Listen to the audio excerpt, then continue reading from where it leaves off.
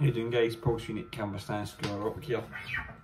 Today we're going to be focusing on power chords, right? We're going to be focusing on power chords for the next few lessons that I'm going to post, right? So we're going to be solely power chord songs, and if they're popular, I'll do the wee solos for them as well. So this song is called Beverly Hills by a band called Weezer, right? Weezer are a great band. I think they're fantastic. So this song, Beverly Hills, right, it just consists of 4 chords.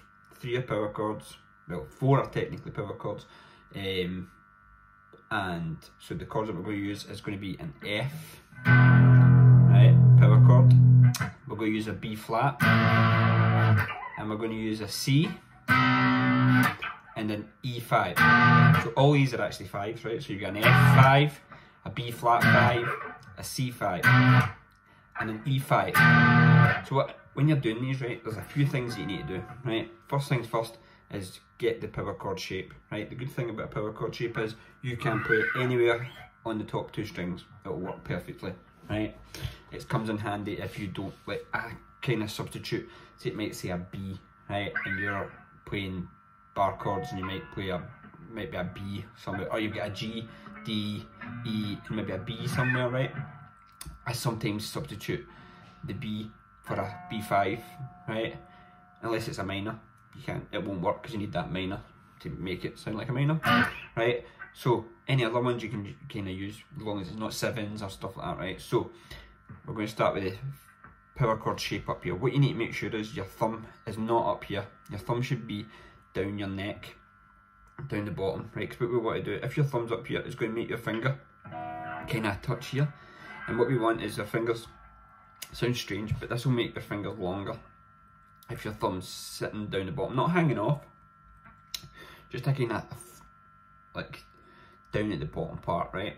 So what you should do is when you play it, your first finger should be just touching getting the top note, right? But it's kind of stopping the other strings underneath. And then what we're going to do, you can do a power chord 2 ways. You can do it with 2 fingers, and you put your first finger on the 3rd fret, your 3rd finger is going to go on the 3rd fret on the 2nd string, and then to beef it up, just pop your pinky on. Like again, you don't need to, but I prefer to do that, right? Always, it beefs it up.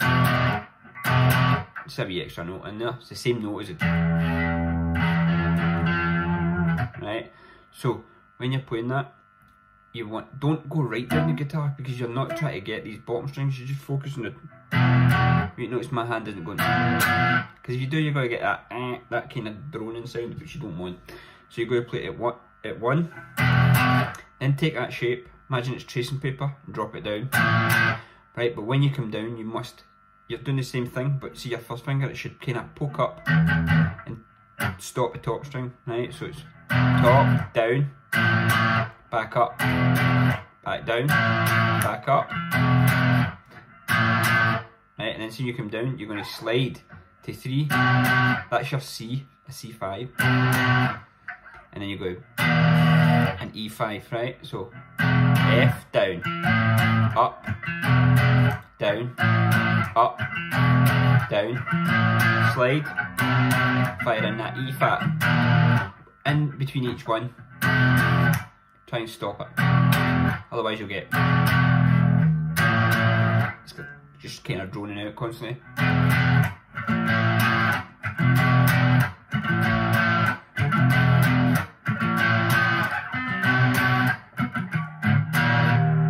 Right, so you do that once for the intro, and you're going to do it 2 times for the verse. Then we're going to take those 4 chords, and we're going to recycle them. Right, just going to put them in different order.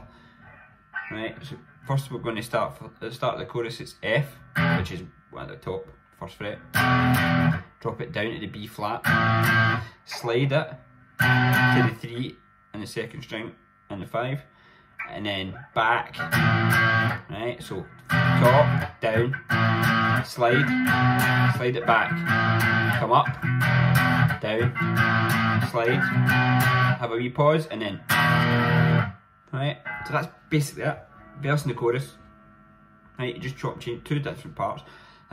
I'm just trying to make these videos kind of quick for people, just to get kind of in the swing of power chords, because once you get a power chord, that's you get 50% of getting your bar chord, and then you can, like, everybody hates bar chords, right? So getting used to this will help in the long run. Tip number 1, thumb down, right? Tip number 2, when you move down to a second string, make sure your first finger's poking up and it's kind of muting. See, it's not on it, it's under, and it just kind of dies out, right? And have your finger, don't have it straight, unless you can, right? Have it kind of angled, sitting on the side. Have your root note right at the fret, and the rest kind of arched over. Right, so that's basically it, that's the tips. Right, any questions, put them in the comments below. Don't forget, if you're new here, thanks for tuning in. If you've not subscribed, subscribe. Follow me on all the social medias, you know what I mean, you know, Instagram, Facebook, I don't really do Twitter. But hope you enjoyed this. I'm going to be doing a lot more on power chords in the next few days. Alright, so if you want the solo as well, let me know, and I can, if I get enough uptake on it, I'll get it done. Alright, so peace out.